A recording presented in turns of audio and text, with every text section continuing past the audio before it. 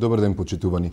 Гостин во неделното интервју на Радио Слободна Европа е шефот на емисијата на УСАИД во Република Македонија, господинот Мајкл Фриц. Господине Фриц, за почеток, дали можете да ни дадете еден краток преглед на главните активности на УСАИД во овој период? AID works in three sectors here in Macedonia: democracy and governance, economic growth, and education.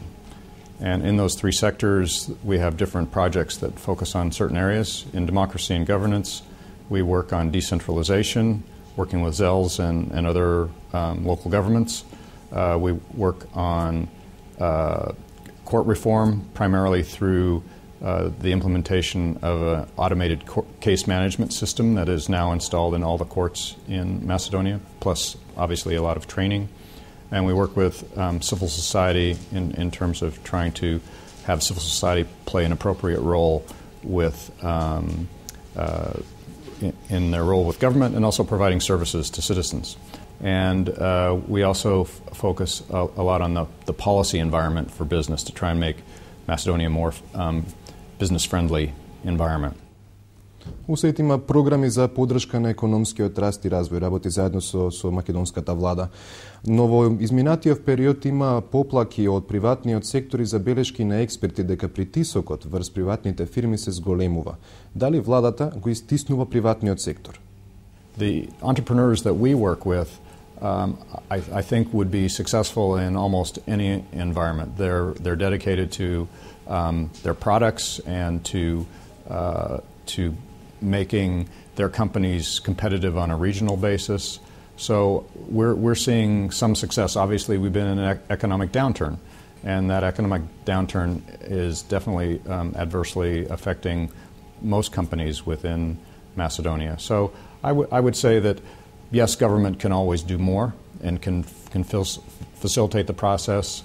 There's a lot of issues related to land management that still need attention, but by and large, I think that if you're an entrepreneur here and you have a product that is a viable one on the regional markets, you can be successful.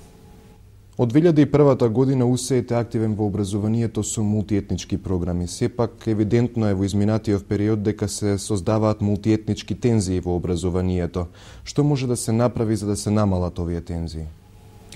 Well, yes, we have an education program that's focused in the larger sense on the overall quality of education, and we have also focused to a small degree on trying to create an environment where the different ethnic communities, not just the Albanian and Macedonian, but there are other minority ethnic groups here. We have a Roma program, for example,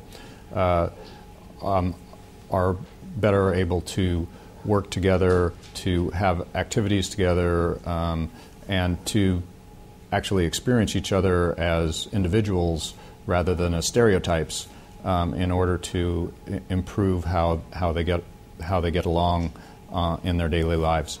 Now, our efforts in this area are relatively small. The issues within Macedonia are real, and that we will hope in our new programs we're planning in our new programs to actually expand our activities in this area.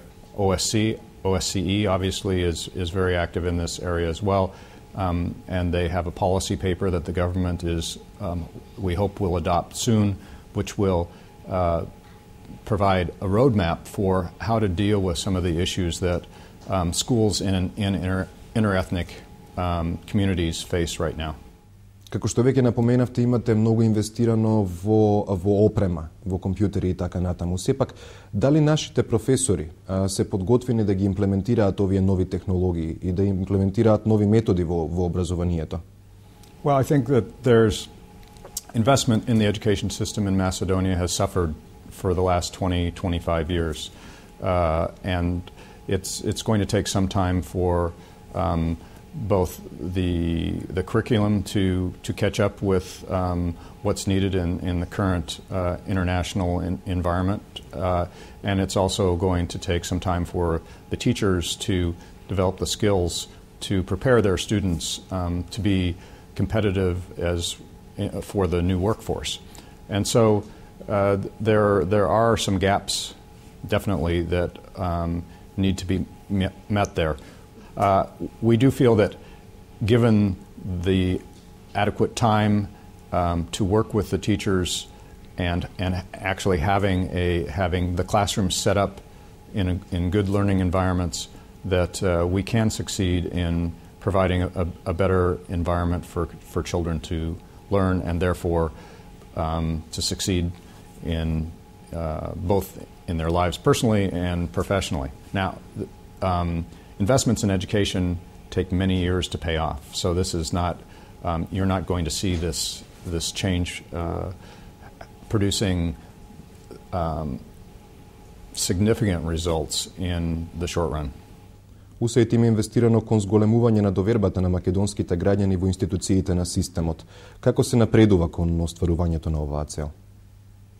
Well, I think one of the things that the civil service within Macedonia in general faces in terms of the services that it provides to its citizens, no matter which ministry you're talking about, the Ministry of Justice or any of the others, is that there is one, and sometimes not enough staff. The staff are not adequately trained. They don't really understand what they need to do in order to provide the services to the citizens.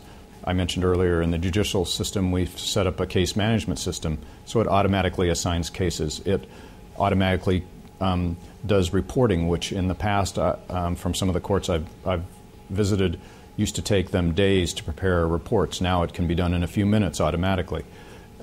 In terms of e-government processes, which we've helped develop over the last 3 or 4 years, and which the government has now adopted and will fund the development of new systems themselves. We've worked on the e-procurement system, which, although there's still a lot of improvement that needs to be made in public procurement, has provided a forum whereby procurements can be done electronically online, which makes them much more transparent than they have been in the past. There's export-import licenses that have been handled that way. There's transportation licenses. There's employment registration. There's a whole series of applications that we have done that have helped to improve systems to run more quickly and more smoothly. There are other examples I could give you if you would be interested. Сметам дека е доволно. Сепак од Европската Унија забележуваат дека македонската јавна администрација треба да се намали. Македонија треба да работи кон создавање на една мала, но сепак ефикасна јавна администрација. Дали би се согласиле со ваквите констатации? Дали има напредок во поглед на создавање на една мала и ефикасна администрација во Македонија? Well, I think a lot of people do feel that the Macedonian civil service is bloated, that it's the largest employer within Macedonia. However, I think if you ask certain people, there are certain parts of different ministries that are understaffed or are not staffed with people who are knowledgeable in the areas that are important. Some ministries are supposed to have a research and analytical capacity, and some ministries don't have anybody in that area. It's civil service salaries are low. It's sometimes hard to retain people.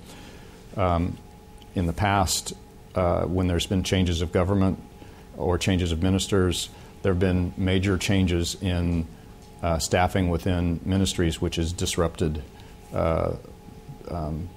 the ability of the ministry to do its job as well. So there are definitely areas of concern, and I think that yes, the civil service in Macedonia could be reformed and rationalized so that you really had capacity where you needed capacity and reduced overcapacity in areas.